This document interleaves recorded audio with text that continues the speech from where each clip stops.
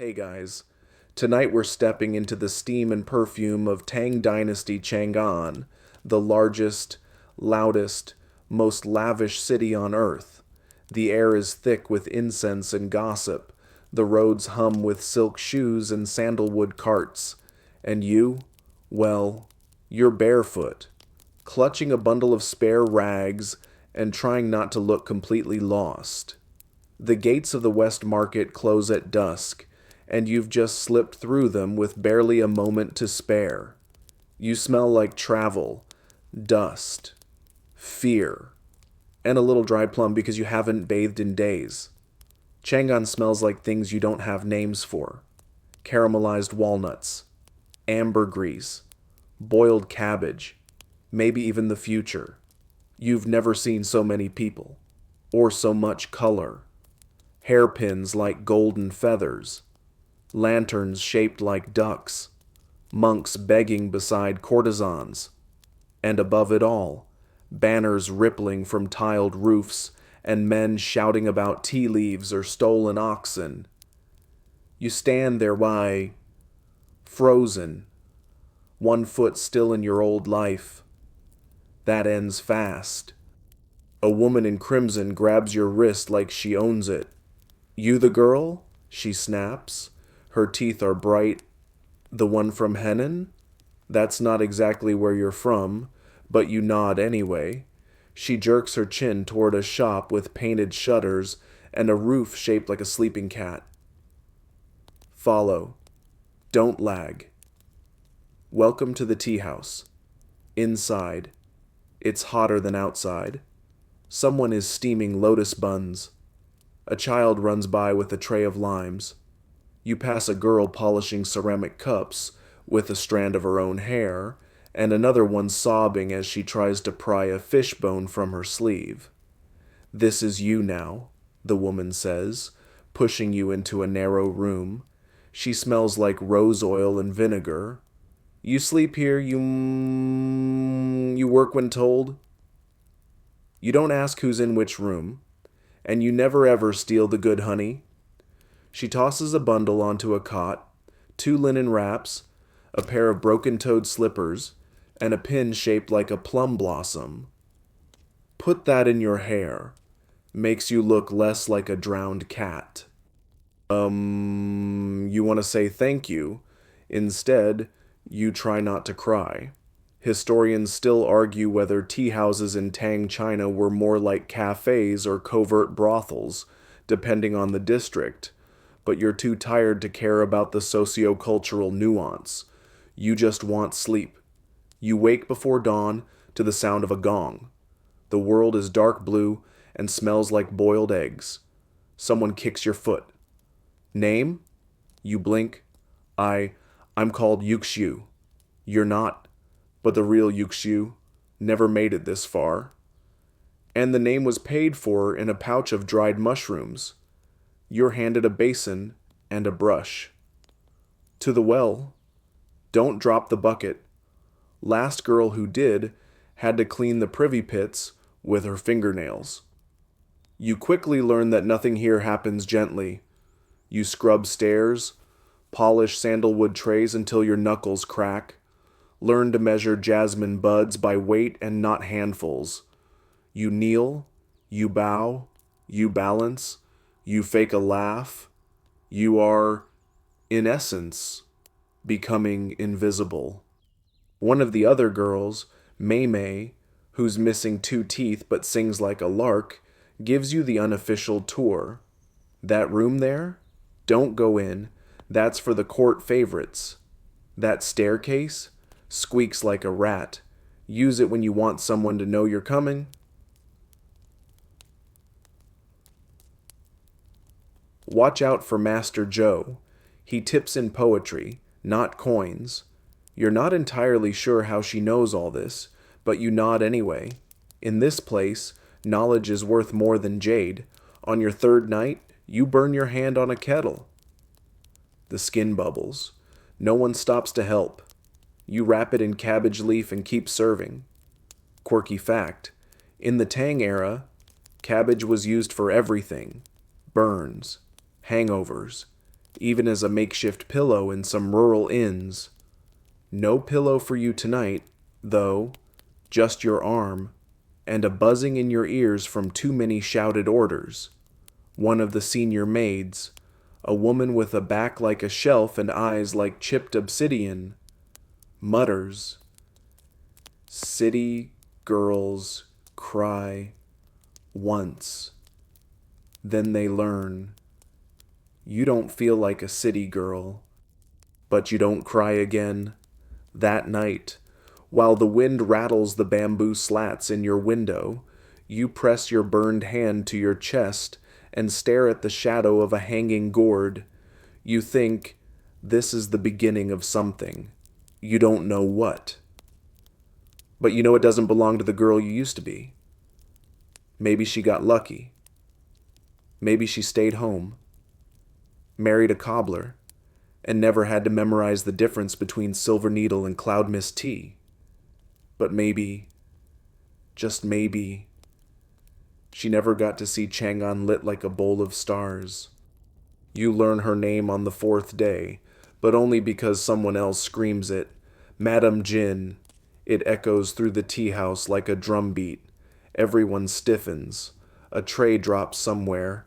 A chopstick rolls underfoot. You freeze with a broom in your hand and a sliver of ginger stuck to your lip.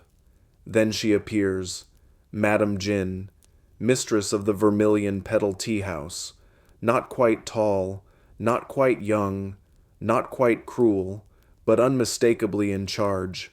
Her robe is a thunderstorm of blues. Her belt, a garden of embroidered chrysanthemums. A fan dangles from one wrist like a threat.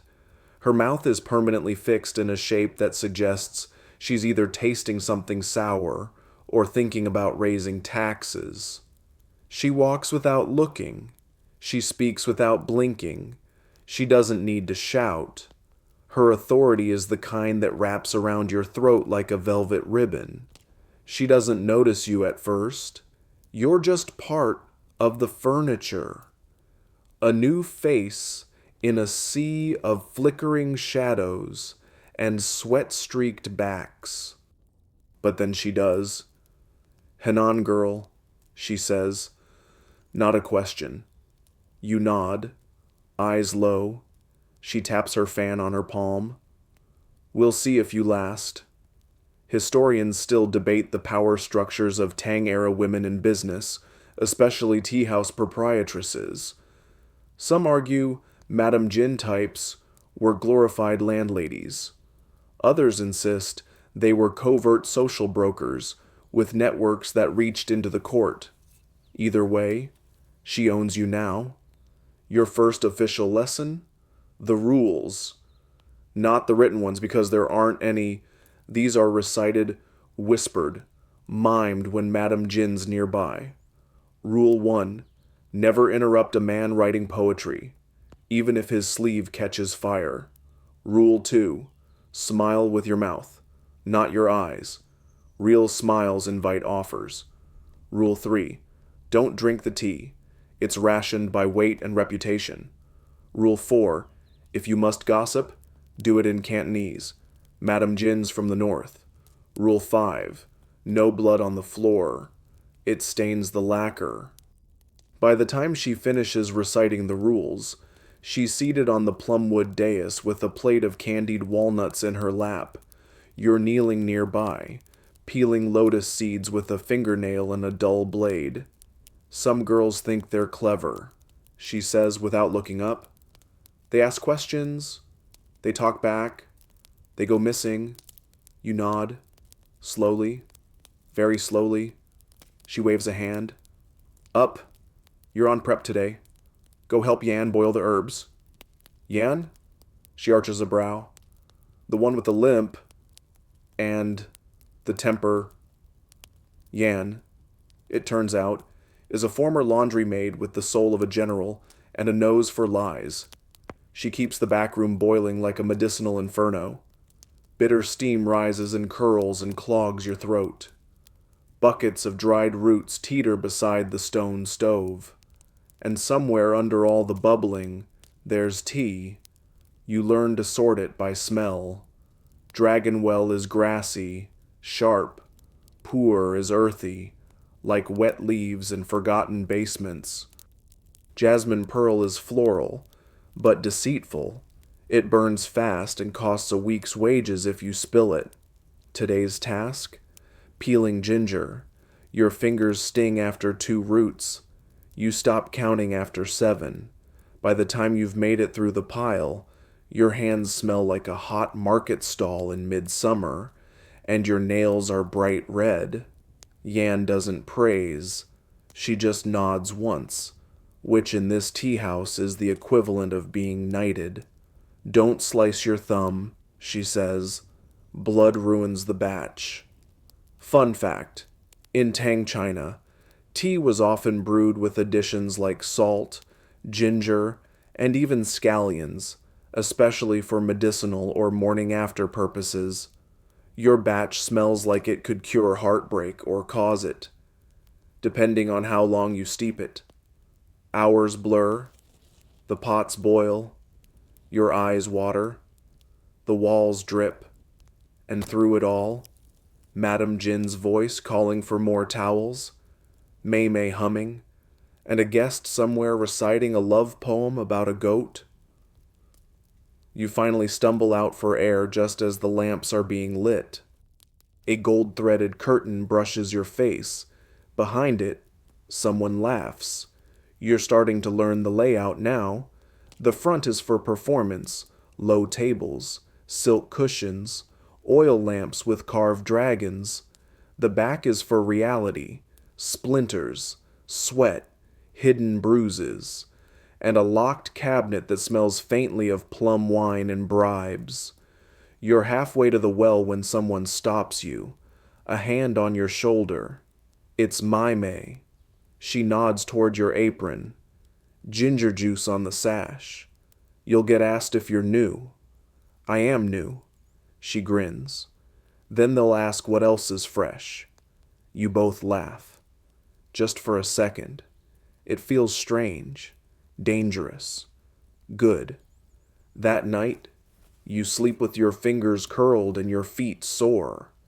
Your body hums with exhaustion and the scent of steamed tea leaves. You've only been here 5 days, but your old life already feels like something you read once and forgot. Outside, the city murmurs. Inside, someone knocks over a teacup in the dark. No one speaks. You all listen. Because in the tea house, silence is never empty. It's waiting. You wake to the sound of pouring water. Again, it's not the gentle trickle of a stream.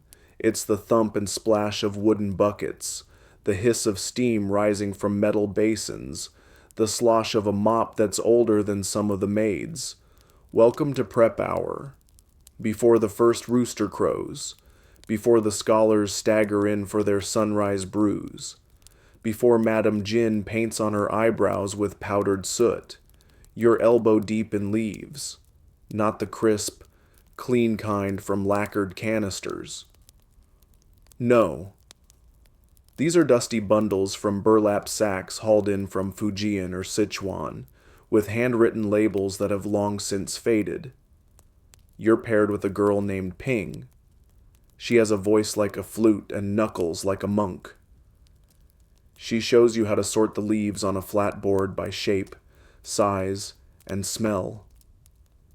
Round is good, jagged is trouble, she says, flicking a twisted leaf away with disdain. And if it crumbles when you touch it, toss it. Unless the customer is drunk, then feed it to him with a smile. You're learning that here, appearance is everything. The tea house buys second-tier leaves, but roasts them in sesame smoke so they smell premium. You wash ceramic pots in rose water to cover up the must. You polish spoons until your reflection looks back at you with judgmental clarity. Perception, Ping says, tapping her temple. It's stronger than taste. Mainstream fact? The Tang Dynasty revolutionized tea culture.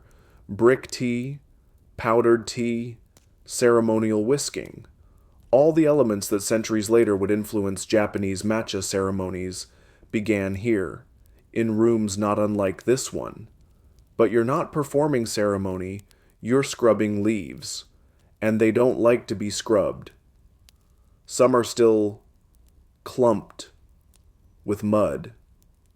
Others cling to small bugs that crunch when crushed. Your fingertips are pruned, your wrists sore, and your knees permanently damp. And just when you think it can't get worse, someone hands you a tub of ginger, again.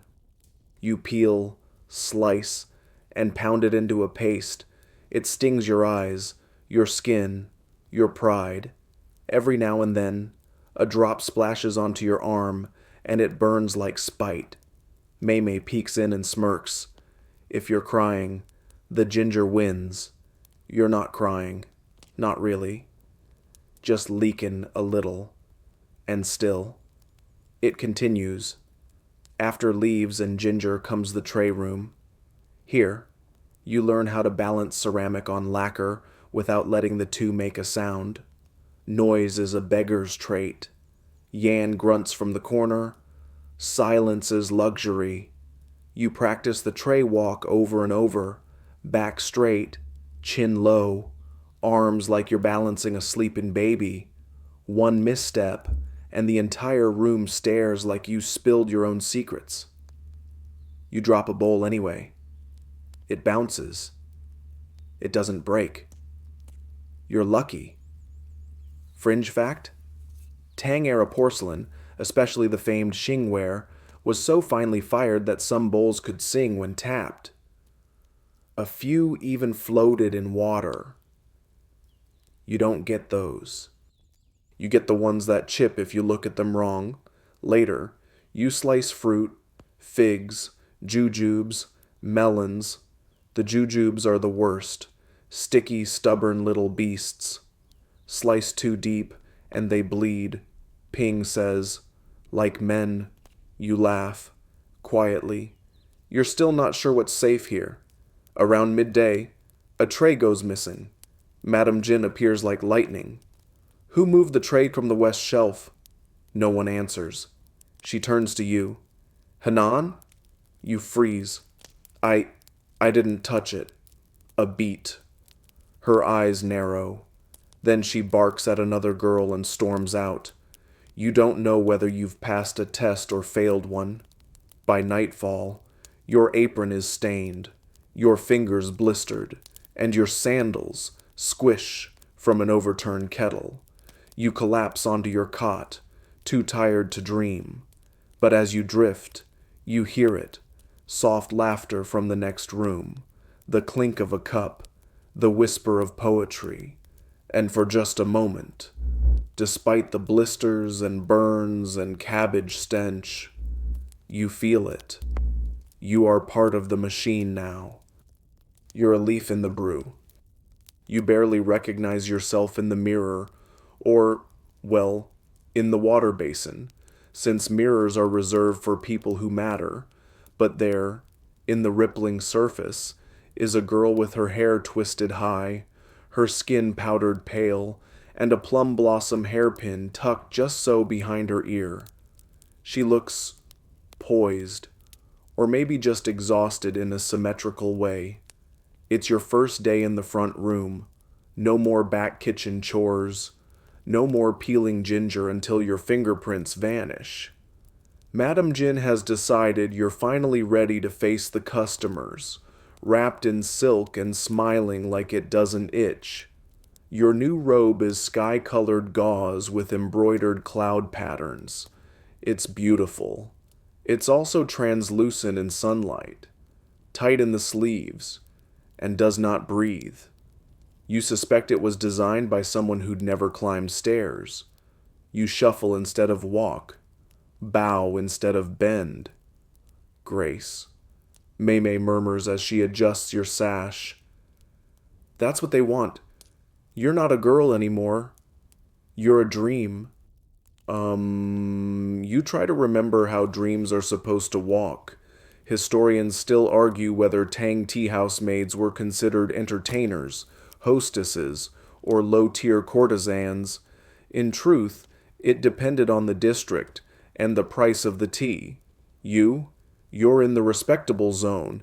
Just, Madame Jin eyes you from across the room. Too much lip rouge. Wipe it. You're not an actress. You comply, dabbing the bright red smear with a damp cloth. Your lips now look bruised, which apparently is preferable. You're assigned to Station 3, near the painted screen with the golden carp.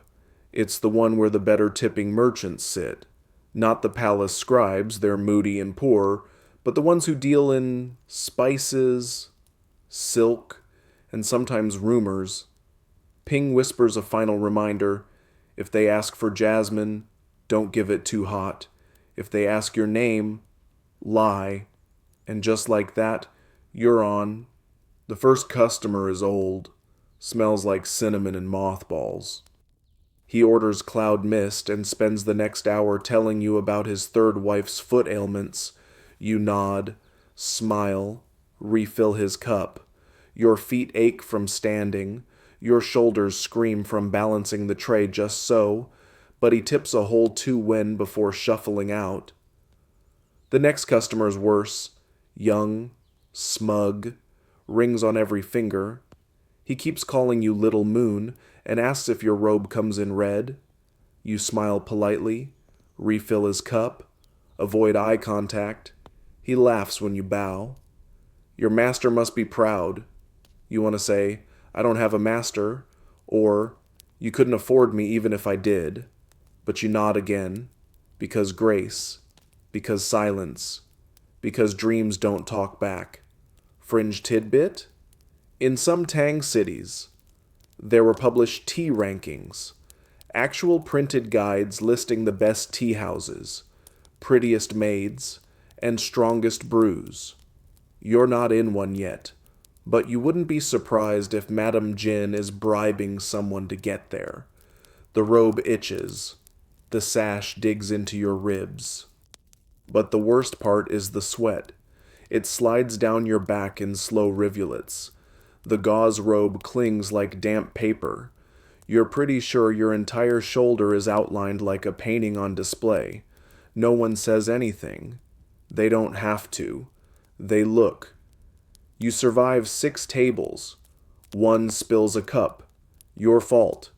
1 pinches your wrist. Definitely not your fault. 1 gives you a folded slip of paper with a poem on one side and his home address on the other. You hand it to Madame Jin. She doesn't blink. She tucks it under her fan and tells you to wipe table 4. Grace. Mei reminds you again later, when you're behind the curtain trying to breathe. I'm trying. You whisper. But my feet are on fire. She smiles. Then walk like the floor is made of clouds. Fire can't burn clouds. That night, you sponge your robe clean with rice water, hang it to dry, and bandage your ankles. You find 3 bruises you don't remember getting, and yet, you feel something else too. Pride? Not quite. Maybe possibility, because you made it. You didn't spill tea in anyone's lap, not counting the dribble on your own sleeve. You remembered all the steeping times. You lied with confidence when asked if the emperor had ever dined here, and you smiled, with your mouth, not your eyes. Morning doesn't greet you.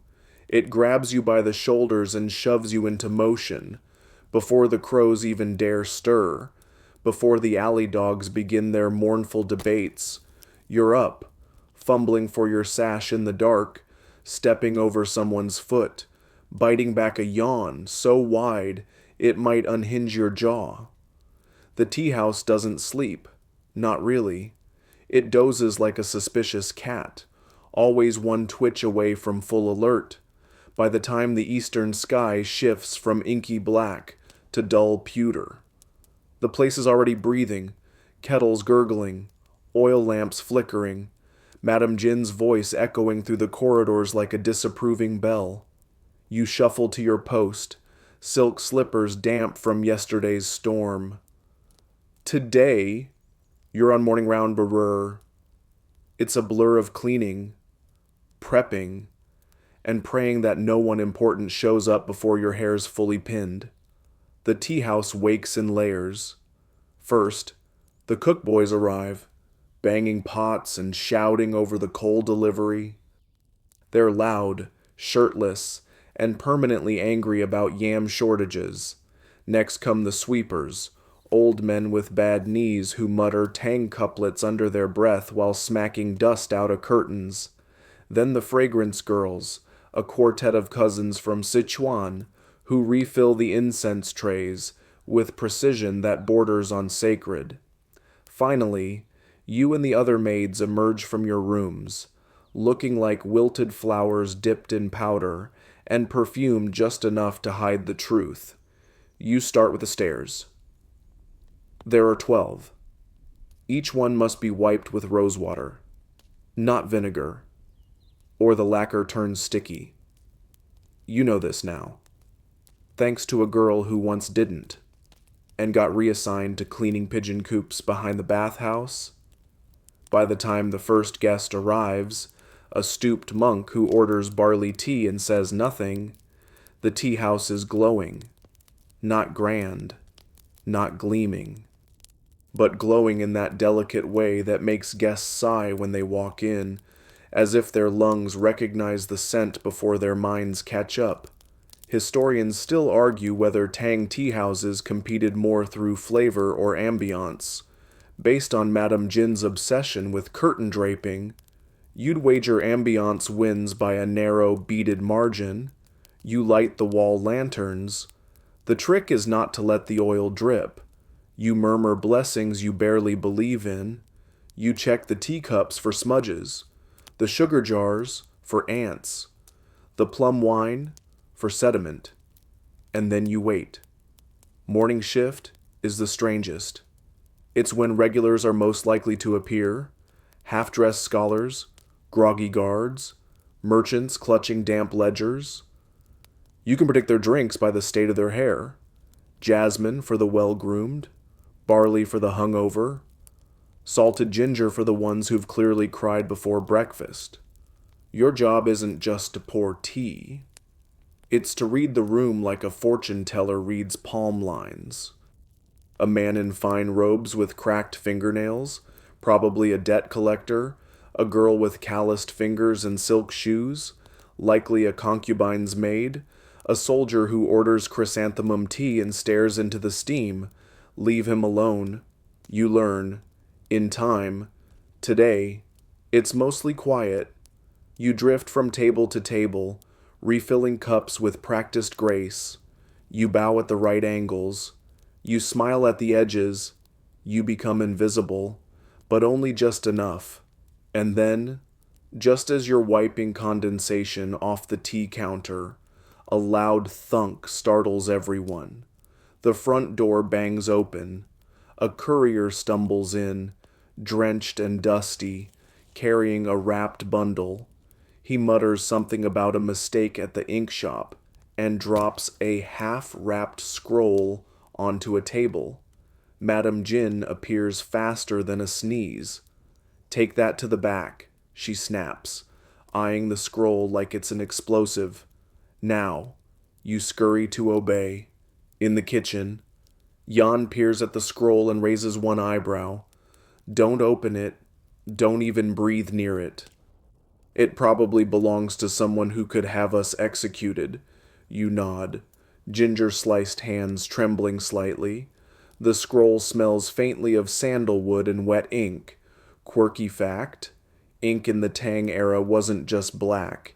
It came in hues made from minerals like malachite, cinnabar, and azurite. Some were so expensive they could be traded for gold. And yes, they stained everything.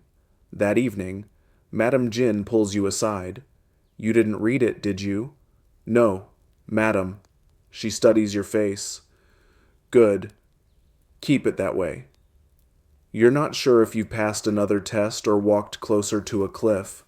Later, back in the staff quarters, you finally get 5 uninterrupted minutes to sit, your ankles pulse, your fingers throb. Someone is snoring nearby. You sip leftover ginger tea from a chipped cup and stare out at the courtyard, where a stray cat slinks between the lantern shadows.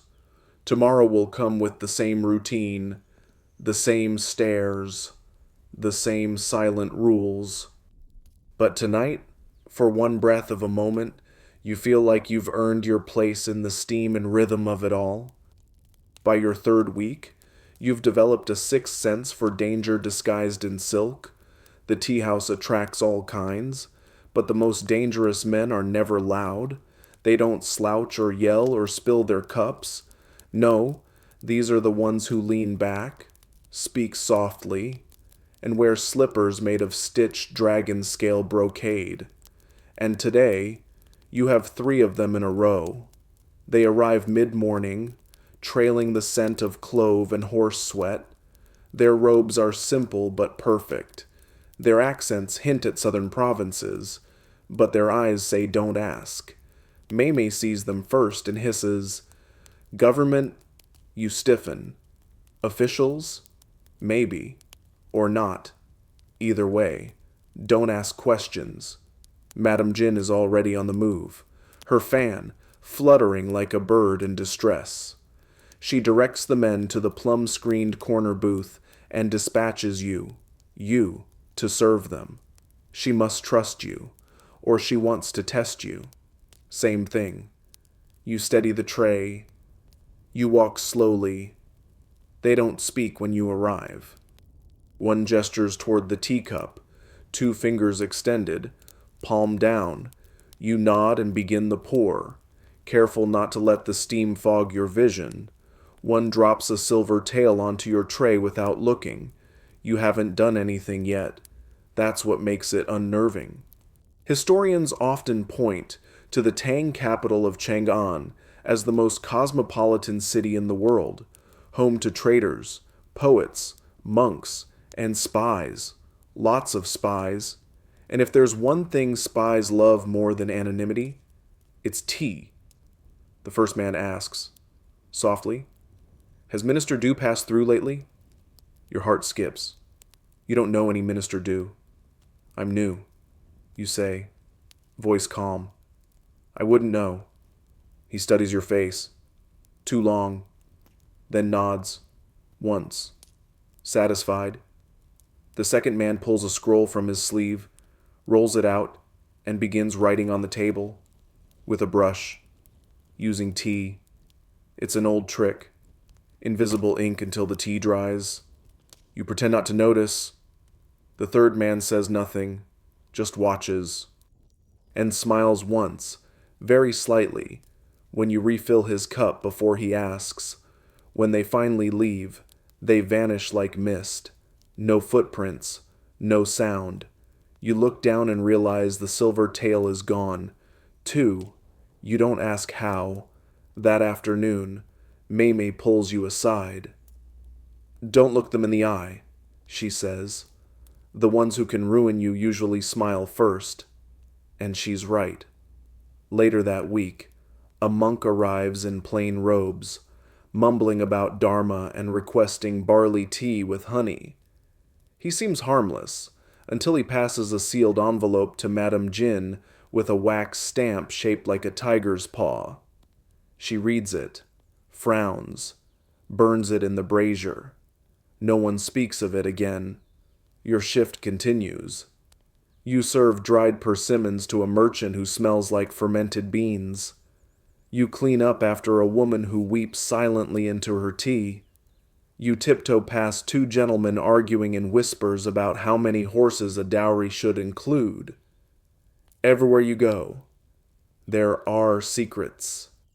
And you, the girl from nowhere, with a borrowed name and a robe that still itches, you've become part of the wallpaper they trust to hold those secrets. Quirky tidbit. Some Tang tea houses use their maids as informal messengers, not because they were trained, but because no one suspects a girl carrying a teapot of listening. You're learning how to do it too. Not just pour and smile, but listen. Remember. Interpret. That merchant who asked for the usual, he also slipped a tiny bone dice into the sugar bowl. A symbol. That poem scratched into the table by the drunken poet. The last character is smudged, on purpose. It changes the meaning from farewell to ambush.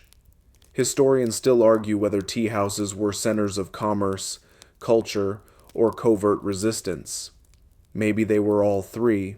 Maybe they were something more dangerous, places where truth and fiction swapped places depending on who was listening. You wonder, sometimes, what it would be like to sit on the other side of the table, to wear the brocade, hold the fan, sip the first cup instead of pouring it. But those are foolish thoughts.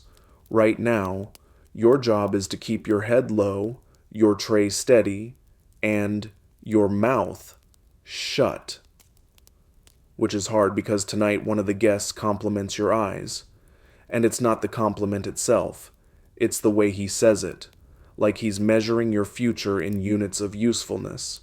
You laugh politely, bow, step away. Later, you find a folded slip of silk on your tray. No message, just the smell of clove. You burn it, just in case. The first time you serve tea solo, your hand shakes. Not enough to spill, but enough for the cup to chime faintly against the saucer. The customer notices.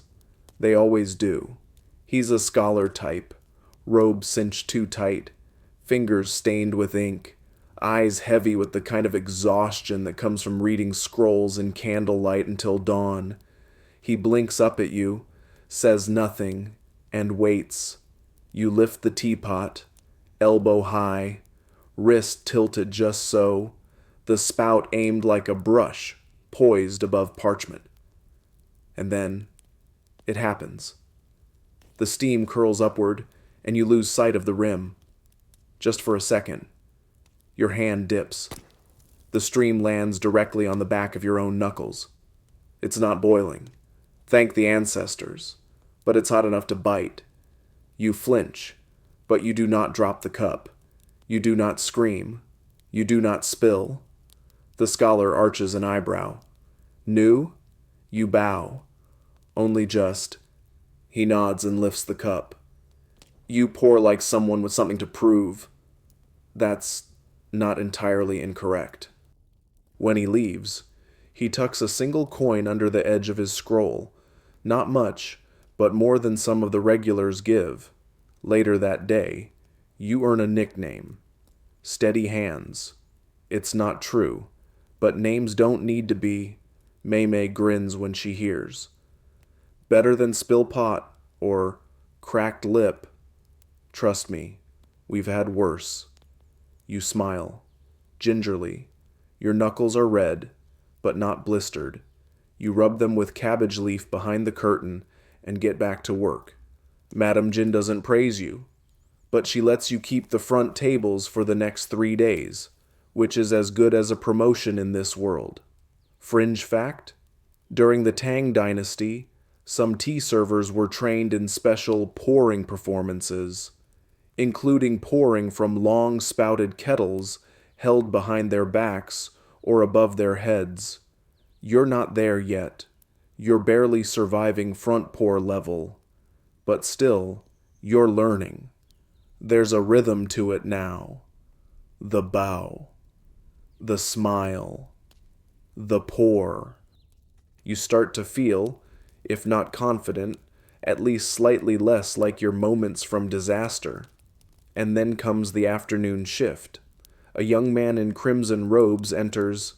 He's tall, too tall for the doorframe, and ducks slightly as he passes through. His hair's perfectly combed, his nails polished. He wears no rings, no sigils. But the way people part for him, he doesn't need them. He chooses a table at the window. You're sent to serve him. He doesn't look at you when you approach, doesn't acknowledge the tea. He simply sets down a folded piece of parchment, weighted with a silver button, and begins to write. You pour, carefully, quietly. He drinks once, sets the cup down, writes another line. Then, without looking up, he says, your fingers are trembling. You freeze. Apologies? No? He says, it's good. Honest. Most people tremble in silence and pretend they're strong. You just let it happen. You don't know what to say. So you refill his cup. Then retreat behind the curtain and breathe into your palms like you're trying to warm yourself from the inside.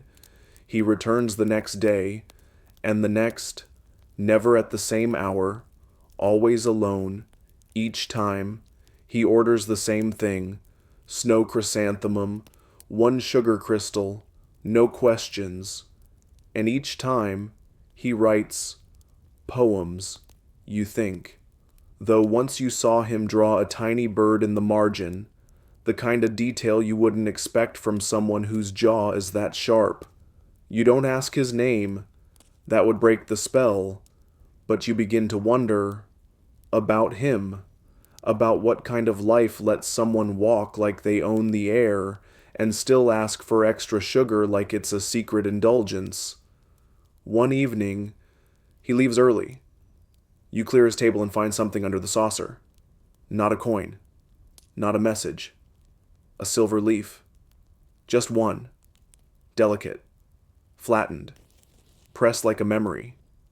Quirky historical note. Silver leaf was sometimes used in Tang-era poetry as metaphor, purity, distance, elegance, but also something precious, paper thin, easily lost. You don't tell Madame Jin. You tuck it into the hem of your robe and say nothing. That night, you dream of chrysanthemum steam and poems that end mid-sentence. You wake unsure if it's longing or fear. There's something strange about the way gossip flows in this place. It doesn't come from customers' mouths, not directly. Anyway, they speak in riddles, or not at all. But their coats come dusted with rumors. Their boots leave traces. Their coinage hums with secrets. You hear them first from the servants, the boys who carry firewood, the girls who sweep the alley, the woman who sells dried lotus root from a cart and always lingers by the back door a little too long. By the time the gossip reaches your ears, it's fermented, half lies and quarter truths, but you've developed a taste for the sourness. This morning, the talk is urgent. The consort has vanished. A delivery boy mutters as he hands Ping a bag of pickled plums. Palace gate sealed since the 3rd watch. She ran off with the general, says another girl, brushing past with a tray of red tea. Poisoned, someone else hisses. Or kidnapped by the eunuchs. Depends who you ask. You don't say a word, but your mind buzzes. Because last night, a man in pale blue robes, too rich for a merchant, too quiet for a noble, sat alone near the plum screen, sipping bitter tea. He left behind a scroll fragment folded into the shape of a crane. You didn't look inside, but you noticed the character on its wing. Zhen, truth, or chastity. Depending on context, historians still debate the exact role tea houses played in state affairs. Were they mere bystanders? Or were they, as some argue, the lungs of the capital, breathing secrets in and out, too softly for the court to track? You don't need to theorize. You live it. Mei pulls you aside during evening prep. There's a shift coming, she whispers, checking the corners for listening ears. Too many high boots and no poems. She's right. The usual scribes have vanished. The flirtatious merchants are subdued. Instead, you see messengers, guards, eunuchs. They come without smiles and leave without finishing their cups. Madame Jin is silent, which is worse than shouting. She moves like a storm gathering. Her fan stays closed all day. You're assigned to corridor duty, refilling lamps and clearing unused tables. It's the perfect place to listen. Behind screen 5, a man says, "The Emperor suspects the poetry competitions are being used for coded messages." Another replies, "He always suspects. That's why he's still alive." Behind the stairs, 2 women argue about the price of peach resin while one of them sketches a map in spilled rice wine. In the back hallway, a eunuch mutters into a lacquer box, "Tell her the peony bloomed too early. She'll understand." You pretend not to hear, but later that night, you find yourself whispering it into the steam of your bath water. The peony bloomed too early. It sounds like a poem. It sounds like trouble. And then, one of the fragrance girls disappears. Ping notices first. "Where's the litter?" she asks during mop shift. No one answers. You check her cot. Neatly folded, no shoes, no note, no trace. You ask Mei. Her eyes flick away. She must have run off. Girls do, but they don't. Not really. Not without leaving behind something. You remember Luli's comb, white bone carved with twin birds. She wouldn't leave it. Madame Jin doesn't acknowledge her absence, just reassigns her shift and tells you to prepare ginger tea for the private room upstairs. You've never served there. It's a high-risk assignment, reserved for officials, foreign dignitaries, or very discreet disasters. You climb the stairs slowly, the tray balanced like a crown. Your robe sticks to your back. Your hands sweat. The room is shadowed, lit by a single red lantern. Inside, a man waits. You recognize him, sort of one of the quiet ones, the silver tail types. You bow, kneel, pour. He sips once, nods, then says, very softly, "If anyone asks, you never saw her." You freeze. His gaze flicks up, calm, dangerous. You never saw her. You never spoke to her. You don't even know who her is. You nod. He rises, slips something into your tray, leaves without sound. You wait until you're alone before checking. It's a folded square of silk.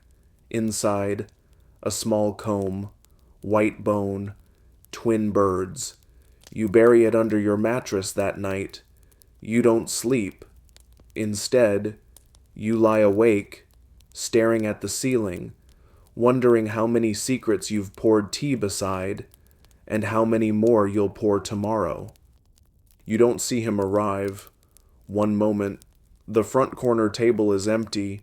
The next, he's there, robes like midnight, face half-shadowed, fingers trailing along the rim of his cup like he's waiting for it to whisper something. You recognize him. Not by name, you still don't know it, but by presence. He's the one who left the silver leaf. The one with the poems that never had endings. Today, he leaves no poem. He leaves silence. You step forward with your tray, every movement rehearsed 100 times now. Bow, smile, pour. But as the tea flows, you notice he's watching your hands, not your face. Still steady, he murmurs. You say nothing. There are others in the room. He takes the cup, sips, then sets it down without a sound. "There's something I need you to deliver." You hesitate. You're not a courier. You're barely a girl in a borrowed robe. He pulls a folded slip from his sleeve. Nothing dangerous, he adds, as if reading your thoughts. Just words. For someone who misses them, you glance at Madame Jin. She's deep in conversation with the spice merchant, her fan tapping against her palm like a metronome of suspicion. You nod once. Where? He slides a coin across the table. East Garden, sunset. Fringe fact? In Chang'an. The East Garden wasn't just a literal garden, it was a meeting ground for poets, dissidents, lovers, and spies.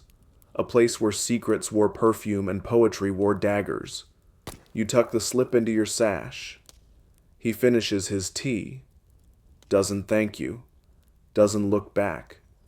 Just vanishes again, like smoke leaving no shadow. That evening, you ask Mei to cover your broom shift. She agrees with a wink. Off to meet your mystery poet? Off to deliver words, you say, which isn't quite a lie. The East Garden smells like plum blossoms and wet earth. You walk carefully, eyes lowered, slip the folded paper into the crook of a stone lantern. Just as he said, no one's there. Or, more accurately, someone might be, but no one you can see. You wait one breath, two, then leave. When you return, your shift's already halfway over. Madame Jin says nothing, but her glance lingers on your wet hem. You dry your sleeves beside the back stove and tell yourself it's fine. One delivery, harmless, until the next morning, when a man with government boots and a scroll case asks for you by name, by your real name, the one you haven't spoken in months. Your blood turns to ice. You go anyway. He's not cruel. In fact, he's friendly, in the way a blade can be sharp without being drawn. Just a question, he says. Did you see anyone leave a note at the East Garden? You bow. I wouldn't know. Sir? He smiles. Of course not. He leaves a coin, larger than usual, more than you earn in a week. You don't touch it. Madame Jin takes it, says nothing, but you see her fingers tighten. That night, she calls you into the ledger room. Just you. The walls smell of old ink and damp wood. You're clever, she says. Clever girls survive here, but clever girls also vanish when they stop being useful. You nod. She taps her fan. Don't carry anyone's words but mine. Understand? You nod again. Mainstream fact? The Tang court employed an entire network of informants to track subversive poetry. One misplaced metaphor could mean exile, or worse. You burn the coin in the stove. You say nothing to Mei, nothing to Ping. But that night, in your tiny room, you unfold the sash where the poet's note had been. Nothing's there now, just the faint scent of jasmine, and on the inside of your wrist, a faint smudge of ink you didn't notice before. A single character, X1N, heart. You wash it off, or try to, but your wrist tingles all the same. No one talks about sick days, not because no one gets sick. Everyone does. You, Mei, Ping, the cook boy with the broken sandal who's always coughing into the soup. But in the Teahouse, sickness is just inconvenient. Like spilled ink or bad lighting. Was so sore this morning, was so sore you wake with a weight behind your eyes, a rawness in your throat, and a hum in your ears like someone's boiling water inside your skull. You try to rise like your knees disagree. Up, someone snaps. It's Yan, holding a mop in one hand and your slippers in the other. You sit up slowly. I think I'm ill, she grunts. Then be ill quietly. You've got dish duty. Don't pass out in the basin. You try. Truly. But the steam in the kitchen turns your stomach. The sound of chopping gourd feels like a drumbeat against your skull. By the time you're slicing tofu, your hands are trembling so badly you nearly drop the cleaver. Ping notices. She nudges a bowl of broth toward you. Ginger and plum vinegar. She says, "Swallow it before Madam sees you shaking." You nod, grateful. It's sour and hot and slightly disgusting. It helps a little, but not enough. Halfway through the shift, you faint. Not a dramatic collapse, just a soft crumple, like a tired bird folding in on itself. You go down behind the basin. No one sees at first. When you blink awake, you're on a straw mat in the linen room. Madam Jin is looming. "You done dying?" she says flatly. Just a fever." "You can work with a fever. You can't work with a broken arm. Choose wisely next time." She hands you another bowl of broth, stronger this time. Smells like garlic and something bitter. "Rest," she mutters. 1 hour, then back. Mainstream fact: in Tang-era households, especially working-class ones, illness wasn't a reason to stop work unless you were contagious or unconscious. In tea houses, there were no backups, just fewer hands and colder tea. You do rest, sort of. The linen room is stuffy. You curl around the scent of old fabric and faint rose oil. Someone left a scarf here. It smells like a customer you once served, the one who asked for 2 sugars and then told you about his dead wife for 20 minutes without blinking. When you return to work, Mimey pulls you aside. "You scared the cook, boy. He thought you died and cursed his soup." You almost laugh. Almost. Your reward for not dying? More work? You're put on citrus duty, slicing oranges for the evening guests. It's fine. It doesn't involve lifting or bending or thinking. Just peel, slice, arrange, repeat. But your hands are slow. Your cuts, uneven. Madam Jin notices. She says nothing, but later. "Your dinner is half the usual portion." That's her way. Quirky tidbit: some Tang kitchens believed food held temperaments: hot, cold, damp, dry. Citrus was seen as cooling, good for fevers but bad luck if sliced unevenly. Superstition or not, you slice straighter after that. At closing, you nearly fall asleep beside the stove. Yan tosses you a cloth. "Don't pass out where the fire lives. We like our maids unroasted." You nod. Drape the cloth over your head. Somewhere outside, you hear music.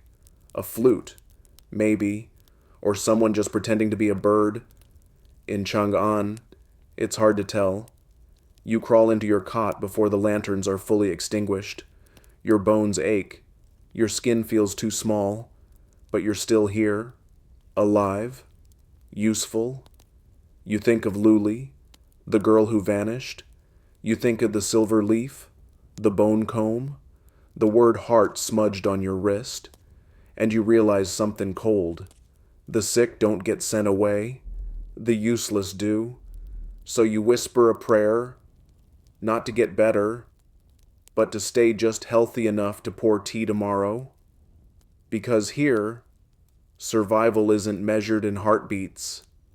It's measured in steeping time. You're carrying a lacquered tray of apricot wine when it happens. A crash, a gasp, then screaming.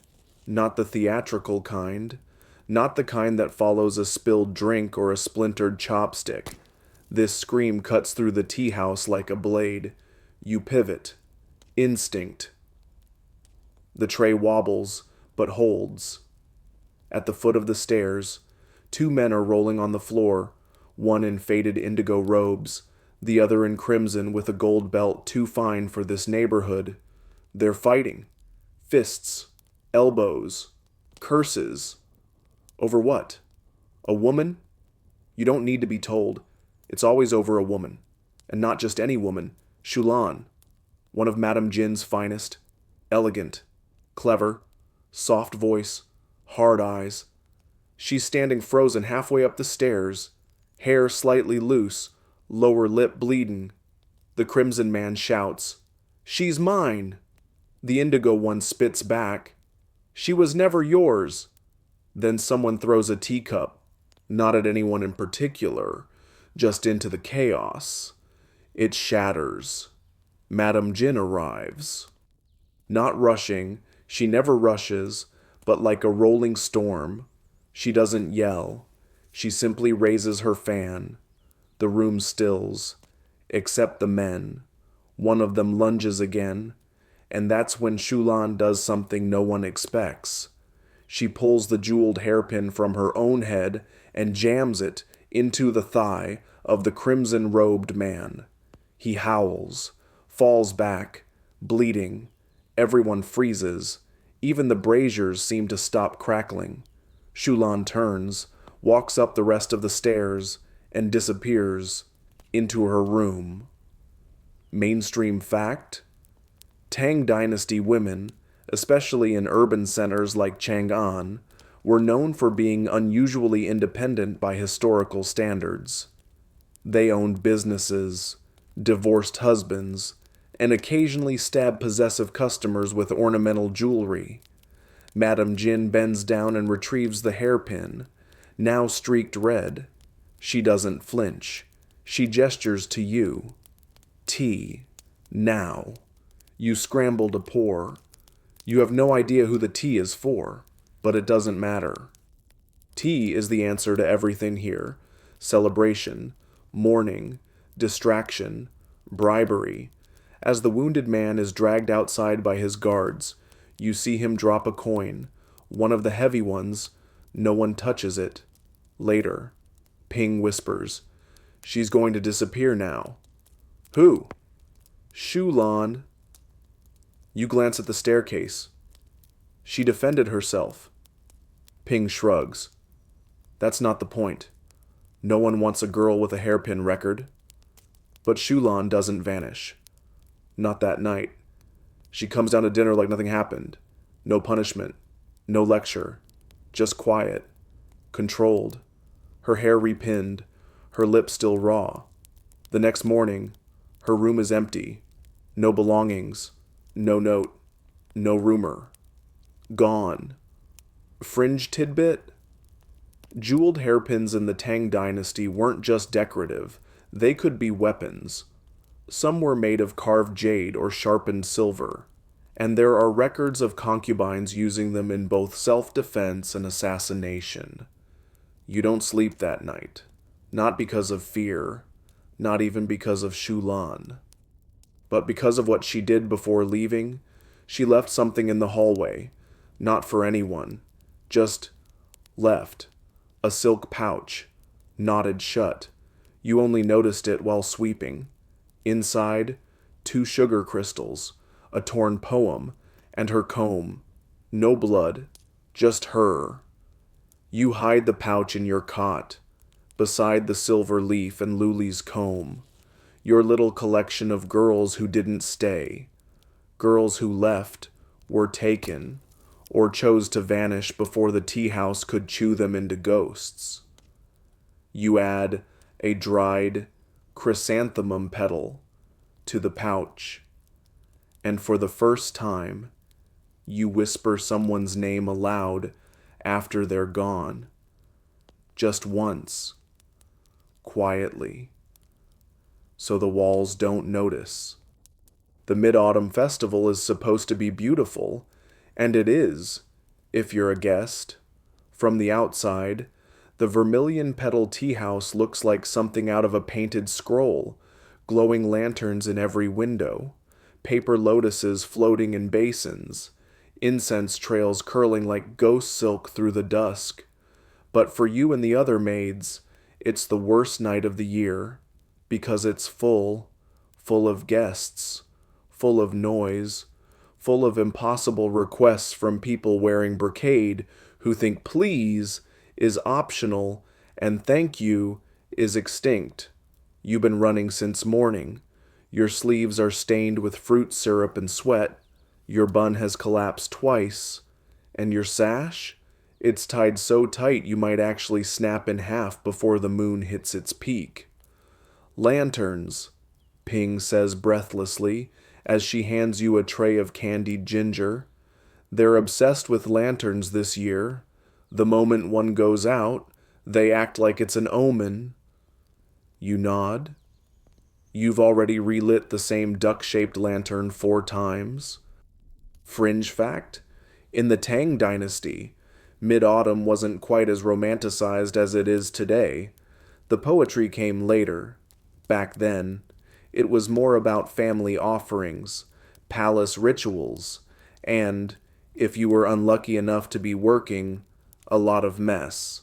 You pass a table of poets composing on the fly. One raises his cup to you, eyes glazed. Would you be my moon tonight? You smile with the dead calm of someone who's heard that line 5 times already, and once from a eunuch. Only if you're willing to wax and wane. You reply. Mei hears. She chokes on her rice ball. The evening wears on. More tea. More wine. More laughing that doesn't quite sound like joy. And then, somehow, it gets worse. Because of a dumpling. A forbidden dumpling. You were warned. No eating the festival food. It's for guests only. Luxury ingredients, Madame Jin had said. Imported shrimp paste, candied lotus root, chestnut puree. Not for staff, but you were hungry. So, when no one was looking, you and Mei each swiped a tiny moon-shaped dumpling from the tray. You even toasted it, softly, between bites. To rebellion, she whispered. It was delicious.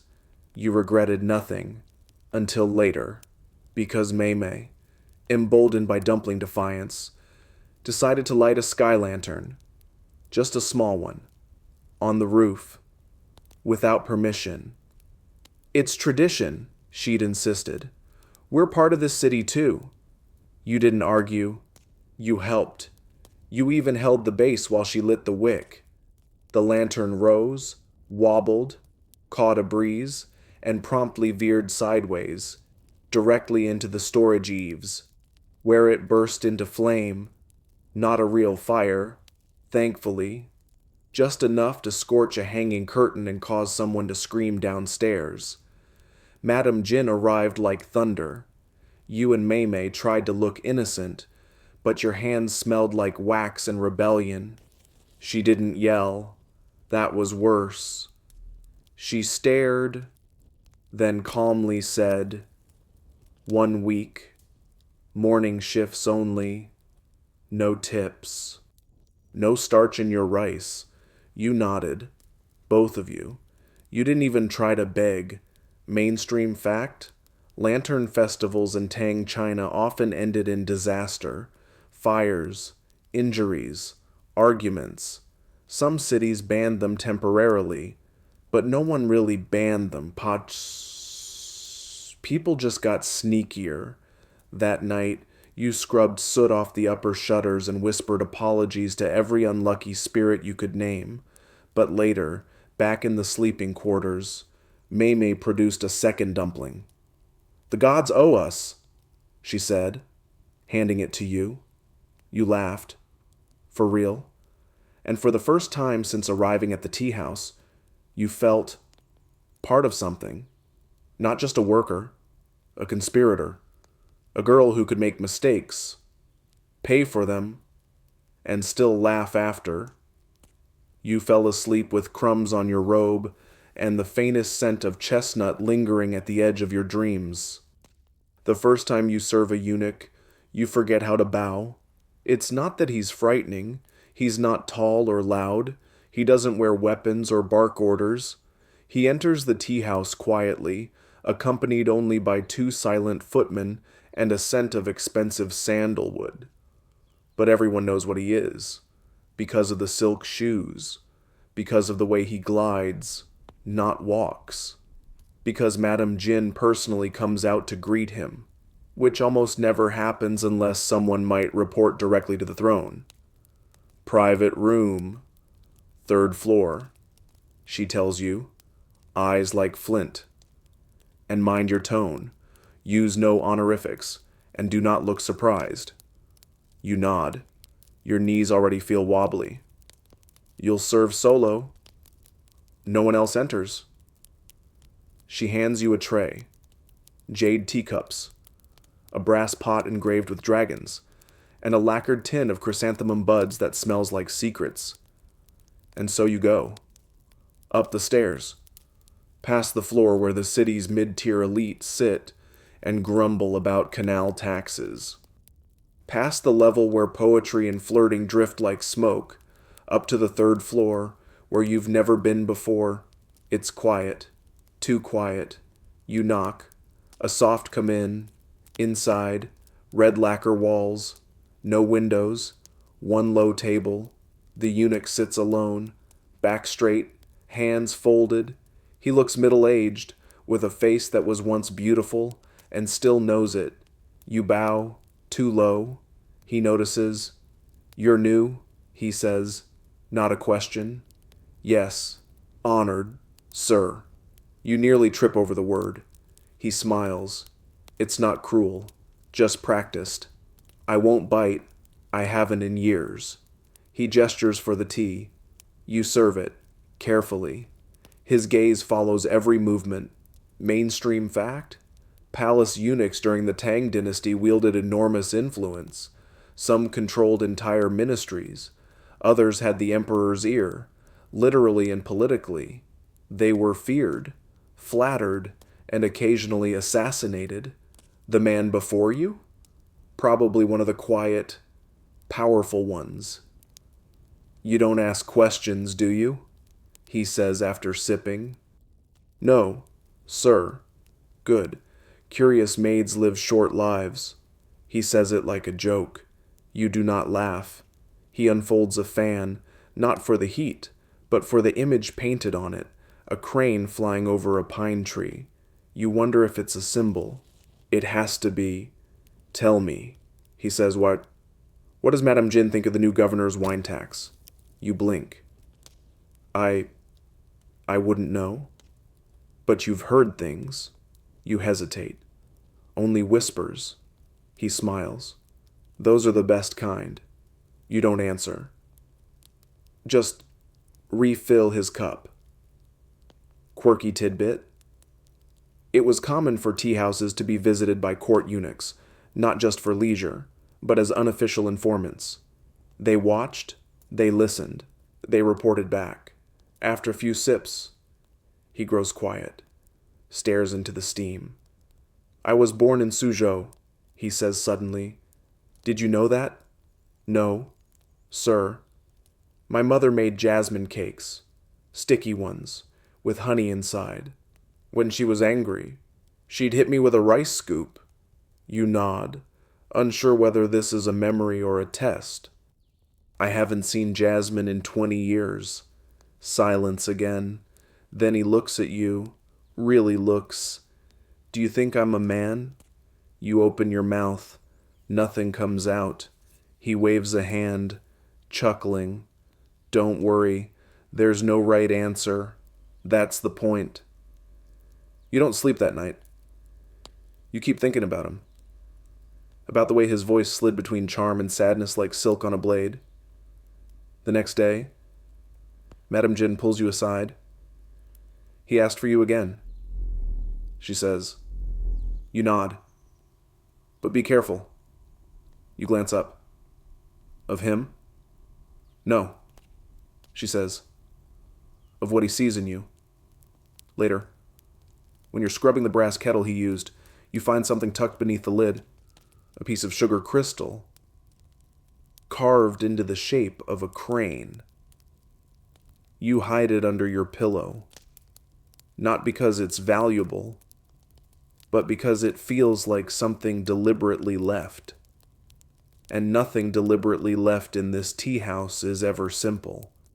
You knew better than to spill tea, especially on a customer, especially one wearing robes embroidered with gold-threaded phoenixes and smelling like 2 provinces worth of perfume and power, but your hands were slick from citrus peel, the tray was heavy, the stairs were damp, and the guest, let's call him Lord Fussy, moved his elbow at the worst possible moment. The cup wobbled, tipped, and spilled. Not a full splash, just enough to streak down his sleeve, darken the brocade, and raise every eyebrow in the room. You freeze. Lord Fussy looks down at his arm as if it has personally betrayed him. He says nothing at first. That's the worst part. Then, quietly, with a tone like icicles sliding across silk, "Who poured this?" You bow. "I did, honored guest. Deepest apologies." You kneel, offer your sleeve to blot the spill. He ignores it.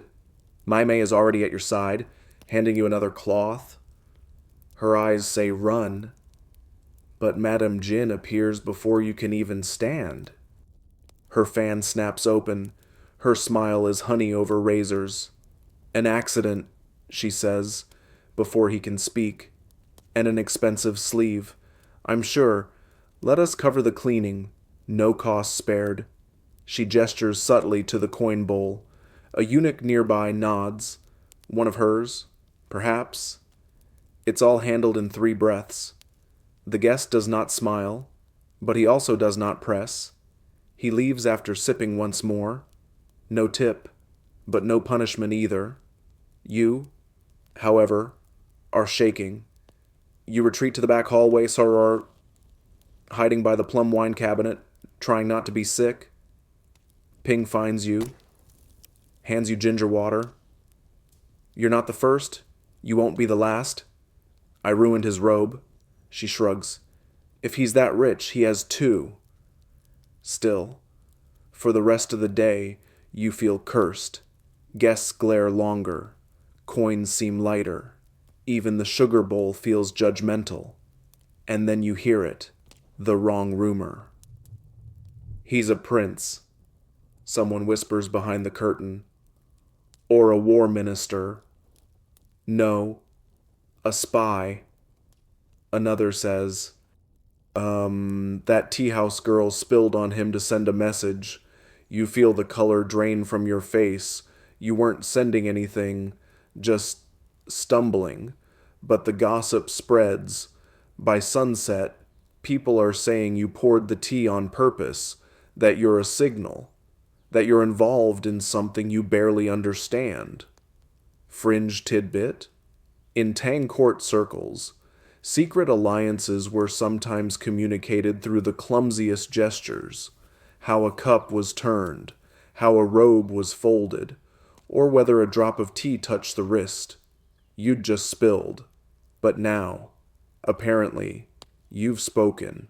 Madame Jin calls you in. She doesn't yell. She just folds her hands and sighs. "I've told you before," she says. "The walls here talk louder than mouths." You nod. "I wasn't sending a message." "I know that," she says. "But now they don't. What should I do?" She leans forward. "Smile. Serve. And for heaven's sake, don't spill again." You do as told. That night, your hands are still shaking. You sit alone beside the stove, running your fingers over the grain of the tray again and again, and then Ping appears, holding 2 steam buns. She sets one in your lap. From the back pot, the good ones, no one saw. You don't speak, just eat, slowly, halfway through. She grins. "You know, if you were sending a secret signal, I'd make a great accomplice." You manage a tiny laugh. Later, you check the silver leaf hidden in your sash. It hasn't moved. It's still just a pretty thing from someone who once noticed your hands trembling. But now, you wonder, what else have your hands said, without you meaning to speak at all? The whispers start before dawn. You're gathering rose petals for the morning bath when Yan, who never betrays even a flicker of pity, appears with a crisp notice written in formal script. "From the hall," she says sharply. "List of names, you're on it." Your heart lurches. List of names in the vermilion petal Teahouse means one thing: performance night. Madame Jin isn't interested in singers. Her preference is poetry readings, harp performances, occasional theatrical monologues whispered by performers so intimate they might be spies wearing makeup. But you've never performed. You barely even speak beyond service calls. Still, you're on the roster, alongside Ping, Mei Mei, and a pair of dancers from the next district. You have 48 hours to prepare, so finish your shifts, learn a short poem, rehearse your stage presence, and don't dare show fear. The notice isn't cruel, it's business. Historians still argue whether teahouse nights like this were entertainment spectacles or coded gatherings of cultural elites. But there's one fact no one disputes: the performers always attract the most watchful eyes. You don't have 48 hours, you have 6. But it's enough. You learn a short verse about the moon and longing, a carefully neutral poem, not the kind that ends with exile or scandal. You practice your tone, soft, hushed, measured. It's like scalding tea, too hot if you rush, too cool if you drag. Then comes the night. You enter the front room, in a pale gray robe that's slightly too big, your hair loosely pinned, so you look like someone drifting through memory. The patrons hush when the lute quiets and Ping recites first, a confident melody that draws polite applause. Then it's your turn. You walk forward. Every eye is on you. Your robe feels heavy. Your breath's loud. You unfurl the poem. Moonlight washes empty streets, soft as a dove's hush. Yet even in the stillness, loneliness finds its echo. You speak the last line, heart pounding in time with the hush that follows. It lasts 5 seconds, then polite applause, murmurs, coins clinking, not roaring, not scandal, safe, survived. Backstage, Ping hugs you. "You were steady," she whispers. Madame Jin stands nearby, fan closed, face unreadable. She nods. That's blessing enough. Afterward, someone tips a silver coin, unmarked, heavy, with no words. You slip it into your sash beside the combs and sugar crystal. Later, you dream of moonlight, your voice carrying, no tray, no apron, no borrowed name, just you, under a silent sky. Performance night ends. The teahouse exhales. You return to service. The trays wait.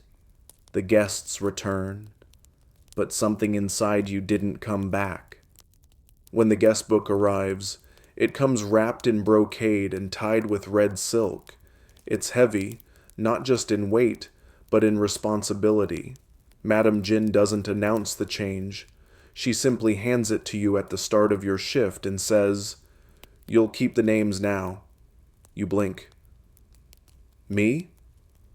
You're steady. You can read. You know who matters. The guest book is sacred.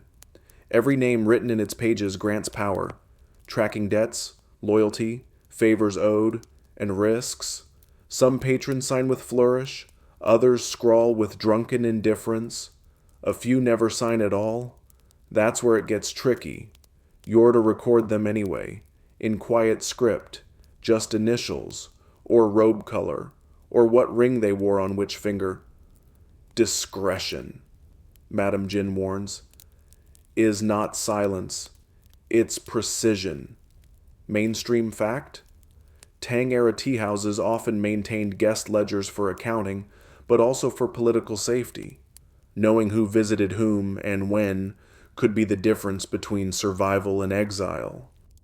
You run your finger down the old pages. The ink changes tone with the seasons. Early spring entries are soft, smudged, as if the brush wavered from cold hands. Summer names burst with confidence and wine stains.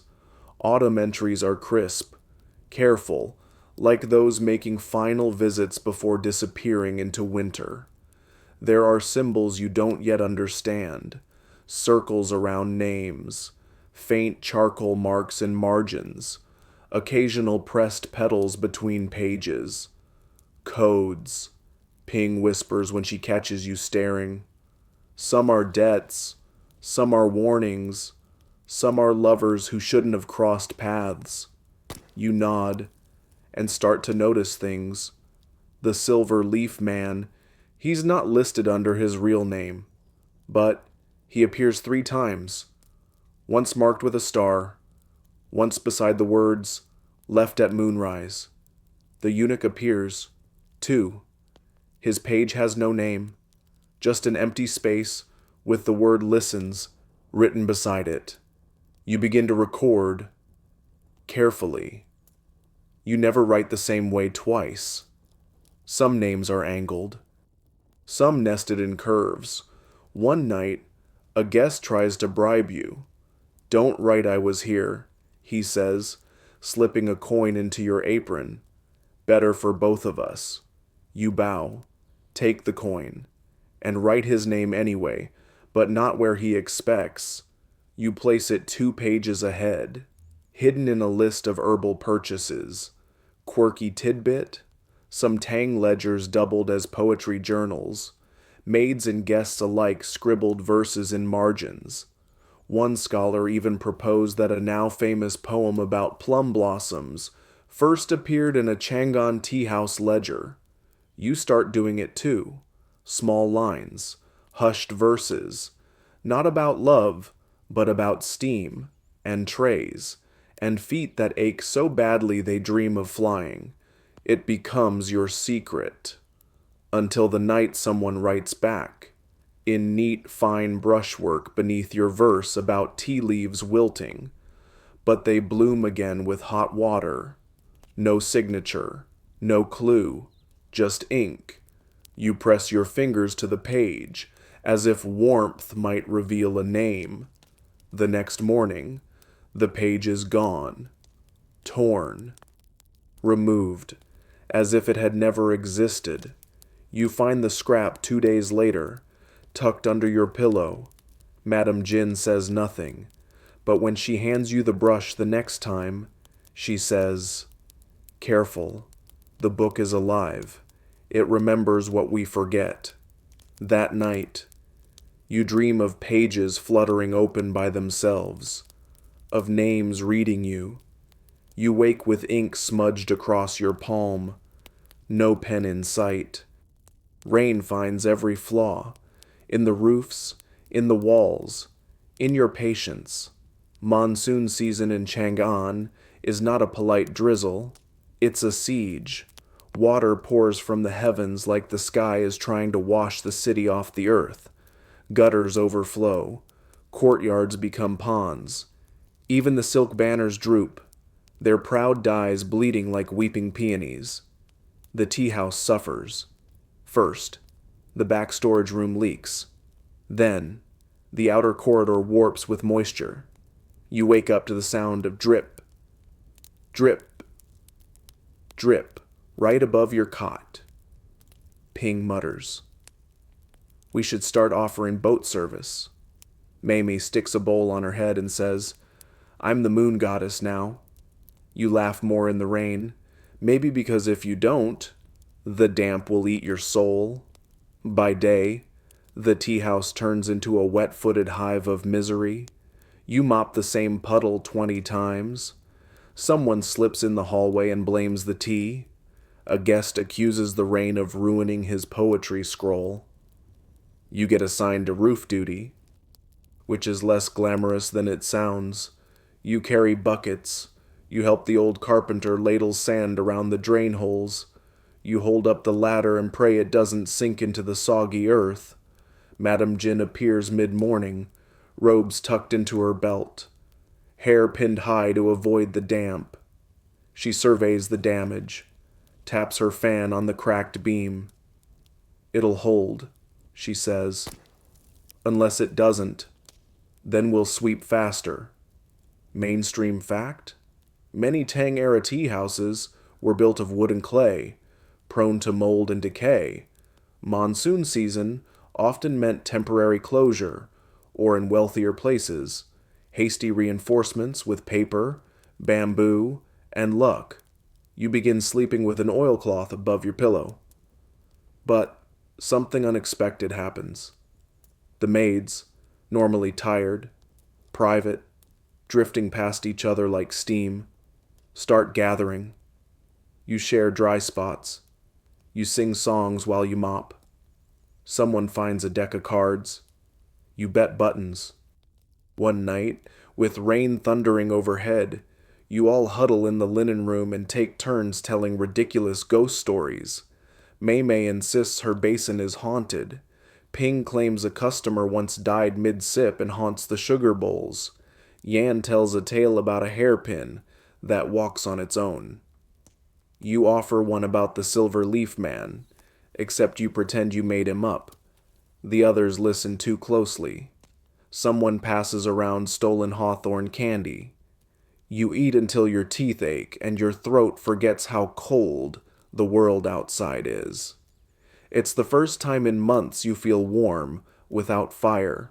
Quirky tidbit: Tang Dynasty superstition held that rain brought out the Shen, or quiet spirits, beings who lurked behind beams, under eaves, in puddles too wide to step across. That night, when the rain lets up for just a moment, you all spill outside into the courtyard barefoot. The moon peeks out, thin and watery. You laugh as Ping tries to catch a frog in her apron. Mei dances in a puddle. Even Yan, gruff, stiff Yan, lets out a wheezing chuckle when someone slips and falls onto a bundle of wet reeds. You're soaked to the bone, freezing, but it feels like freedom. The storm returns an hour later, harder than ever, but by then, you're all back inside, piled in a heap of damp blankets, sharing heat and stories, and a stolen bottle of plum wine. For one night, no one's pouring tea, no one's bowing. You're just girls, not ghosts, not whispers, not tools, just human, for once. The fortune teller shows up just after the rain ends. She isn't a regular. You would have remembered someone like her, tall, with robes dyed a shade of black so deep it swallows the light, and eyes that seem to see through you, not at you. She doesn't sit at a table. She sits on the floor, near the corner by the incense stand, and unwraps her tools, a fan of oracle sticks, a tiny bronze mirror, and a cracked cup. People start to gather, not customers, you, maids, porters, the ginger boy from the kitchen. Even Madame Jin pauses at the stairwell for a long moment before vanishing back upstairs. Mamie is the first to go. She kneels. The fortune teller rattles the sticks, murmurs something, and declares, "You'll marry a man with 2 names and no fortune." Mei laughs like she's already met him. Ping goes next. Her face falls. The fortune teller touches her wrist gently. No one speaks. Your turn comes unexpectedly. "You," she says, without looking. The girl with silver in her sash. Oh, you freeze. You kneel. Say nothing. She takes your hand and traces your palm with a fingertip that's cold as porcelain. You're not from here. No one is, really, but the way she says it makes it feel different. She lifts the cracked cup, peers into the dregs like they hold a map. Then, softly, 2 roads, neither short. One ends in marriage, the other ends in exile. Neither ends here. Your breath catches. Is there a way to choose? She shakes her head. Only one will ask you to choose. The other will take you anyway. Fringe fact? In the Tang era, tea leaf reading wasn't common, but other forms of divination, like face reading, dregs in wine, and mirror scrying, were popular, especially among women in trade and service professions. The fortune teller wraps her tools, stands, leaves, no payment taken. You sit still long after she's gone. That night, you notice something strange. The silver leaf, the one from the poet, is missing. You search your cot, your sash, the corners of the linen room. Gone. In its place is a single oracle stick, slipped beneath your pillow. The character carved on it is Liu, to drift, to flow, to wander. You don't tell anyone. You try to forget. But the next day, a new guest appears. Young, stern, robes starched flat. He watches everything. He asks nothing, until, just as he's leaving, he pauses at the ledger table and says, "Do you read palms?" You blink. "No, sir." He smiles, thin and unreadable. "Good. That's the best way to keep your hands clean." Later, Maymay tries to make you laugh. You'd make a terrible exile. You hate walking, but the words sit in your chest like a stone. Exile, marriage, neither here. You start to look at your tray like it's a cage, at the stairwell like it's a tunnel, at your own reflection in the brass kettle like she's already packed to leave. Somewhere. The future waits. You're just not sure if it's going to knock or kick the door in. It begins with smoke, not incense, not stove smoke, real smoke, acrid, fast, wrong. You're in the back room, sorting dried dates, when you hear the first shout, then a crash, then Ping bursts in, eyes wide, hair loose. Fire, she gasps. Kitchen. Everything slows, then speeds up. You grab the water buckets. You don't even think. By the time you reach the hallway, the flames are licking the rafters near the hearth. Cookboys are shouting. Steam hisses where water meets pan. Maymay is barefoot, flinging soup into the blaze. Madame Jin appears, sleeves rolled, shouting orders like a general. Buckets to the left. Get the ledgers. Block the draft. Close the corridor door. You do, as told. You grab towels, douse them, press them to cracks. You shield guests as they scramble out. You feel the heat close like breath on your neck. Mainstream fact: Tang-era buildings, often made of wood and paper, burned quickly. Fires spread through entire city blocks in hours. Tea houses, packed with oil, cloth, and fuel, were especially vulnerable. Someone yells that the fires reached the ceiling beams. Someone else yells back that they lied. You find the ledger still sitting on its table, untouched, and for a moment, just one, you hesitate. Inside that book are the names of people with power, people who shouldn't have been there, people who left messages, love, lies, coins. You could leave it, let it burn, start clean, but instead, you grab it, wrap it in your apron, and run. You nearly trip on the stairs. You skid on wet clay, but you make it. Outside, the streets already thick with shouting, neighbors with buckets, one man with a rug, a woman with a cooking pot. The flames are finally dying when you realize you're still holding the ledger like a child. Madame Jin finds you, soaked, shaking, eyes wide. She looks at the book, then at you.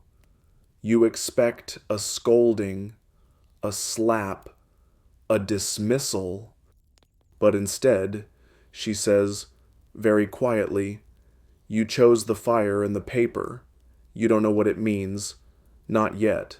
Later, when the smoke clears, the kitchen is blackened but standing. Half the pantry is gone. The roof sags like a tired shoulder. No one died. No one's even seriously hurt. But the tea house will smell of ash for weeks. Quirky tidbit. After major fires, Tang officials often sent inspectors, not to assess damage, but to examine whether political enemies had been harboring dangerous guests. A ledger like the one you saved, that could mean exposure or protection. That night, everyone sleeps in one room. No one says why. You lie between Mei Mei and Ping, listening to the rain begin again. Your hair still smells of smoke. So do your fingers. And yet, when you close your eyes, you remember the weight of the ledger, the feel of ink and silk pressed to your chest, and you wonder if you were holding it to protect it, or if it was protecting you. The morning after the fire feels too quiet. No clatter, no shouting, no orders barked down stairwells, just the faint hiss of rain against scorched wood, and the slow, hesitant shuffle of feet across what used to be the back corridor. You rise before anyone calls for you. Your robe still smells like charcoal and damp plum wine. Your hair is stiff with smoke, but you move with the strange, light-footed calm of someone who knows they've already lived through the worst. The tea house didn't burn down, but something changed anyway. Madame Jin doesn't speak much.